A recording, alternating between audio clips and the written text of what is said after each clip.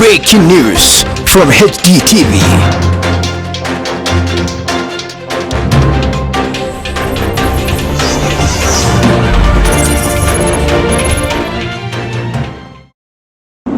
Mun kai ziyara a kasuwar shinkafa da ke Yawuri, kasuwa mafi girma ko ɗaya daga cikin mafiya girma a jihar Kebbi da ke fitar da shinkafa a sassa daban-daban na Najeriya. Za ku ga yadda ɗimbin mutane daga ko'ina ke shigowa wannan kasuwa domin sayi da sayarwa game da shinkafa. Sai dai a wannan ziyara mun tarar farashin shinkafar ya yi ɗaga wanda bai taɓa yi ba a tarihi. Kamar yadda mazauna wannan kasuwa ke faɗi, shine farashi mafi girma a tarihin wannan kasuwa, duba da cewa kasuwar shinkafa na neman zama kamar wani nau'i na zinari a fagen al'umma. Shinkafa dai na ɗaya daga cikin abincin da mafiya yawan al'umman arewacin Najeriya ke dogaro da shi wurin ci.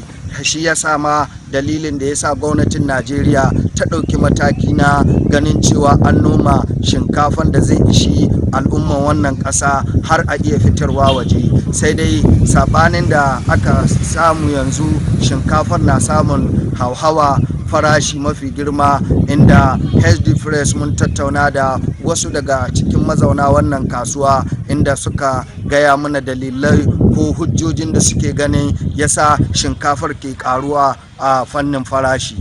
Ɗaya daga cikin mazauna wannan kasuwa ya shaida mana cewa ya kamata gwamnati ta dinga ba manoma taki da wurwuri domin taimakawa a bangaren wannan noma na shinkafa. A cewarsa gwamnatin na iya kokarinta wurin kawo takin, sai dai kuren da ake samu shine takin bai zuwa da wurwuri. Domin haka, duba da Yawuri gari ne wanda ke noma shinkafa sau 3 a shekara, kuma shinkafar a same ta da kana magana da Malam Abubakar Yawuri. So, Malam Abubakar, na tarar da kai a wannan kasuwa na shinkafa da ke garin Yawuri.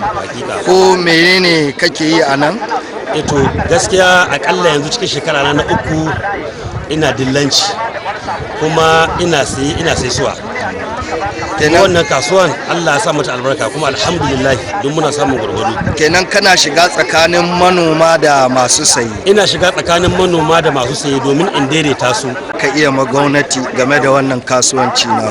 To abinda zan yi kira ga gwamnati, akwai wasu 'yan kalubale waɗanda muke fuskanta, shine na taki. Akasari mun san gwamnati tana kokari tana kawo taki, amma matsala gaskiya takunan ba a cika fara sai da su da wuri ba. Su masu sai da takin, manajojin takin suka dan rike takin sai da mana ta kai tsakiya. Lokacin da duk manomi ya nemi ya je ya samu wannan abin taki, ko ya je gidan gona sai a ce ba za a ta haise suwa ba, ko kuma idan zai sai shi kasuwa sai ya shi da tsada. Kiran da zan gwamnati na don Allah, gwamnati ta rinka tallafawa cikin da wurwuri, ta rinka ba wa'annan manajojin gidan gona a rinka sai da taki da wurwuri, saboda duk abincin da zaran ba a samu taki da wuri ba, da zaran ya riga ya kosa ba zai, ko ka samu taki daga baya ba zai yi ba. Mun gode kwarai. Garin na Yawuri na fama da shinkafa, tsada na shinkafa, duba da cewa shekaru da dama shinkafa bai taba kai wannan kuɗi da yake da shi ba a yanzu, a cewar mazauna wurin. Kana magana da chairman din shinkafa na Yawuri local government da Shanga da University. So chairman, a wannan yanayi na kasuwa da ake ciki, ana samun cewa kasuwar shinkafa ta samu tashin goron zabi. Menene kake gani ya kawo haka? To abin da ya kawo haka, to sai da mu ce mu gode ma Allah subhanahu wataala. Mu dai al'amarin gari ya to daga Allah ne, saboda ka shekarun baya da suka wuce kaga manoma sun noma kayayyakin gardama, kai ga ma shekara ta baya shinkafa wannan har 4,500, 5,000, 6,000 an sai ta. To wanga al'amari da ya to daga Allah ne. Mu yanzu ga ba mu cewa ga wanda ya kawo al'amarin nan ko wani ne, ko sanadiya kaza ko sanadiya kaza, wanga abin ya to daga Allah subhanahu wataala. Yanzu kira da za ka yi ga waɗanda ba su noma, ko kana ganin ya kamata su noma shinkafa ko wani ya hatsi makamancin haka? To yanzu ga dai ina kira ga al'umma ta duniya gaba daya, ba ma ta Yawuri local government da Shanga da University, ta duniya gaba daya, kuma ba ma Kebbi State ba, ta Najeriya dai gaba daya.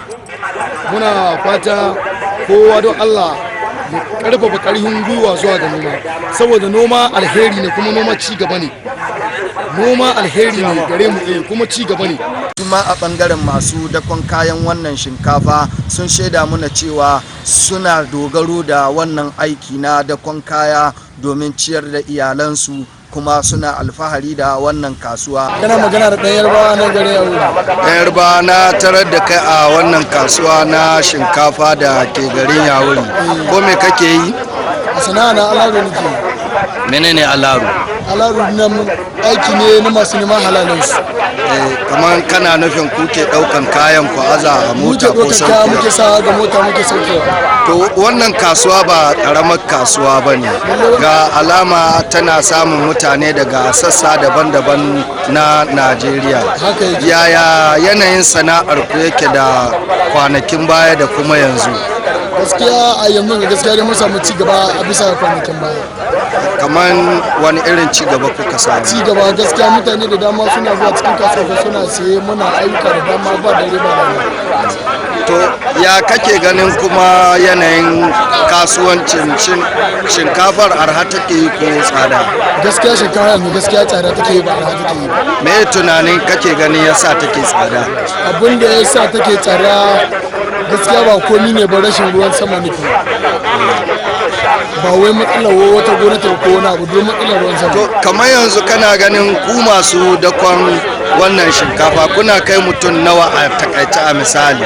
A gaskiya a takaice mu masu dakon wannan shinkafa mai hannu 500 wallahi. Kuma duk anan kuke ci ku sha ku yi sutura ku. Ga yini kana ganin kana samun kamar nawa? Gaskiya a wuni inda aiki gaskiya samun 10,000 gare ni ba ɗauke shi wani abu wallahi. So yayi, mun gode kwarai da gaske. Muna sauraron wannan rahoto ne daga Ahmad Sarkin Yaƙi Yawuri, HD Press Hausa daga jihar Kebbi a Najeriya.